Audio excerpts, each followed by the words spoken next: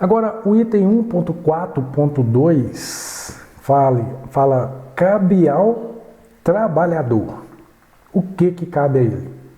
Cumprir as disposições legais e regulamentares de SST e fala assim, inclusive as ordens de serviço expedidas pelo empregador.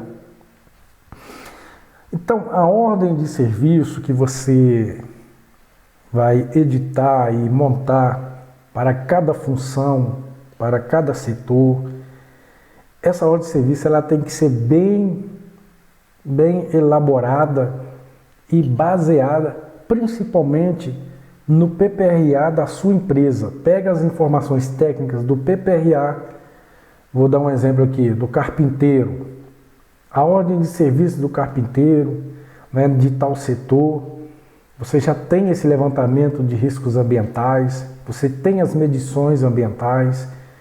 Então, pega essas informações e preenche essa ordem de serviço que vai servir para orientar o carpinteiro quando ele for registrado, antes dele iniciar suas atividades na empresa, ele receba esse conhecimento, ok? Então, a partir desse momento que você registra isso e guarda essas informações no dossiê do empregado, a partir desse momento, diz assim, inclusive as ordens de serviço, ele deve cumprir, ok? Letra B, submeter-se aos exames médicos previstos nas NRs. Tem algumas situações que o empregado fica enrolando. Eu vou fazer o exame, não vou. É obrigação dele. Você marcou o exame, ele tem que ir fazer. A não ser que seja por algum motivo que justifique a não ida dele lá, né, na clínica ou até mesmo dentro da sua empresa, ok? A letra C, usar o equipamento de proteção individual fornecido pelo empregador. Lembrando que o EPI é na prioridade, a última prioridade a ser implantada, né? Mas se não tem condições técnicas, você provou tecnicamente que não tem condições de colocar medidas coletivas, eliminar o fator de risco, aí você coloca o EPI e é obrigação do empregado utilizar, ok? O item 1.4.2.1 fala assim, constitui ato faltoso a recusa injustificada do empregado ao cumprimento do disposto nas alíneas acima. Inclusive, algo que pega muito é a questão do uso do EPI. É fato que o empregado ele tem que usar o EPI. Isso é fato, está aqui na lei. Só que às vezes a gente vê muitas vezes aí o empregado ele não consegue usar o EPI. Ele não consegue usar o EPI por quê? Porque o EPI está machucando o pé, né? Digamos que seja uma botina, a máscara não está se adaptando ao rosto, e aí vai, a luva está uma raspa muito dura e acaba que ele não consegue ter, né, uma forma mais maleável para fazer o serviço. Então, gente, antes de sair aí aplicando penalidades, advertência no empregado, é melhor verificar a situação de perto, né? É sair da cadeira mesmo, ir lá no campo de trabalho e, junto com o empregado, o trabalhador, fazer essa verificação in loco.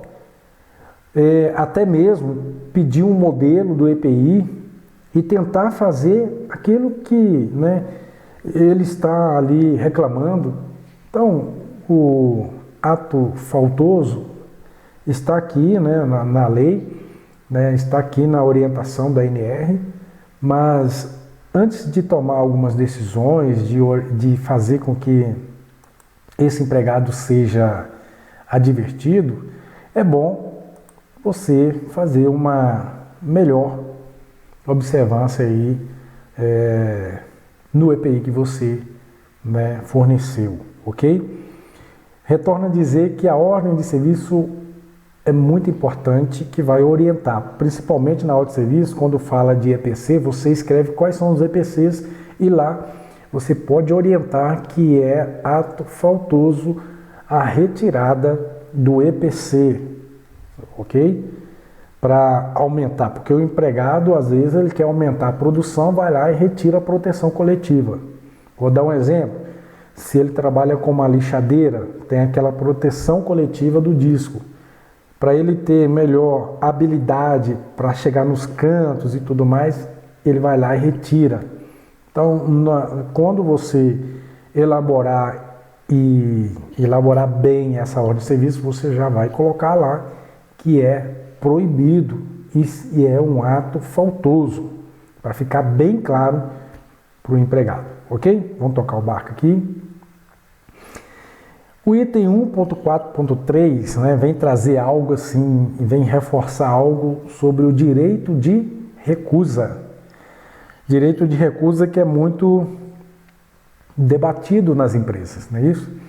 Fala assim, o trabalhador poderá interromper suas atividades quando constatar uma situação de trabalho onde, ao seu ver, envolva um risco grave e eminente para a sua vida e saúde, informando imediatamente ao seu superior hierárquico.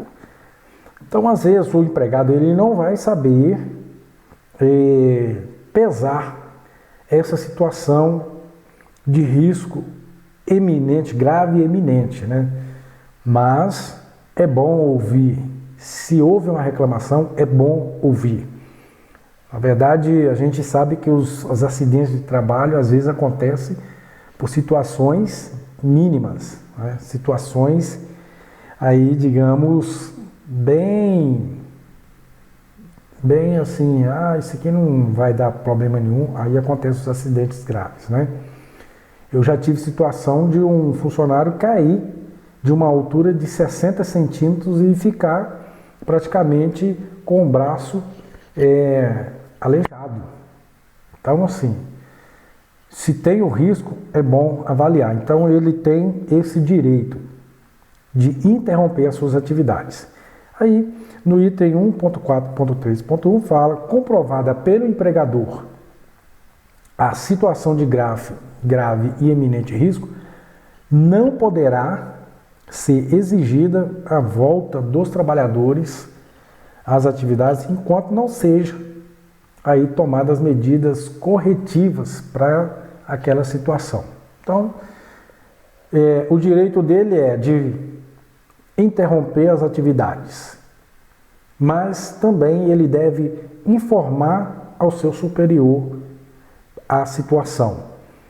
Esse superior ele vai chamar o pessoal do SESMIT ou ele mesmo vai fazer essa avaliação, entendendo que a situação está realmente com risco, não pode exigir a volta desse trabalho, ok? Então, quando tiver uma situação dessa, toma cuidado para você não colocar em risco a vida do empregado e depois você pode responder, né, se for um acidente gravíssimo aí, você pode responder criminalmente por colocar esta pessoa em risco, mesmo ela já tendo aí avisado a situação, ok? Vamos lá. O item 1.4.4 fala: todo trabalhador, ao ser admitido ou quando mudar de função, que implique em alteração de risco, deve receber informações sobre riscos ocupacionais, os meios para prevenir e controlar tais riscos, as medidas adotadas pela organização, os procedimentos a serem adotados em situação de emergência, os procedimentos a serem adotados em conformidade com subitens 1.43, 1.431, nós já vimos. Então, resumindo, ordem de serviço. Então, entenda que ao ser admitido ou quando mudar de função, ok? Você admitiu o funcionário numa função.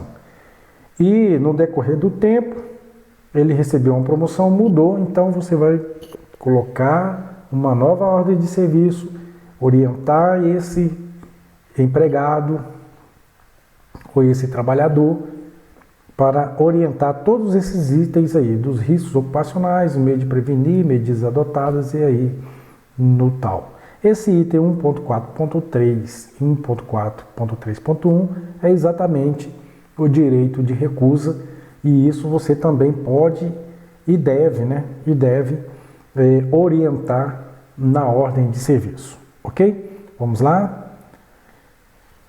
É isso aí.